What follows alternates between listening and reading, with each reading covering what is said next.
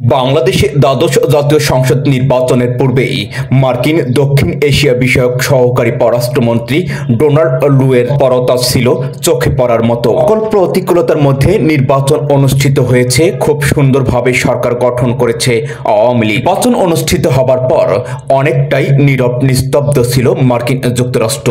যুক্তরাষ্ট্রের state department এটি স্পষ্ট করে বলেছে যে বাংলাদেশে অবাধ, সুষ্ঠু এবং নিরপেক্ষ নির্বাচন হয়নি। দীর্ঘ সময় পর ডোনাল্ড লু আবার বাংলাদেশে নেমেই ডোনাল্ড লু সরাসরি সুশীল সমাজের সাথে বৈঠক করেছেন।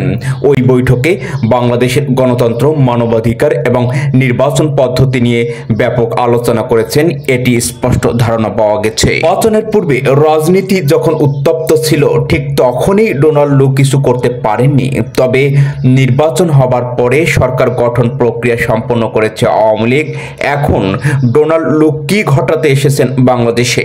ডোনাল্ড লুর বাংলাদেশ সফরকে কেন্দ্র করে রাজনীতি যে কিছুটা নড়ে চড়ে বসেছে, এটার প্রমাণ মিলেছে আওয়ামী লীগের সাধারণ সম্পাদক ওবায়দুল কাদেরের বক্তৃতায়। ডোনাল্ড লু যখন বাংলাদেশে অবস্থান করছেন, ঠিক তখনই বাংলাদেশ সরকারের মাথায় যে চিন্তার ভাঁজ পড়েছে, এটিও স্পষ্ট।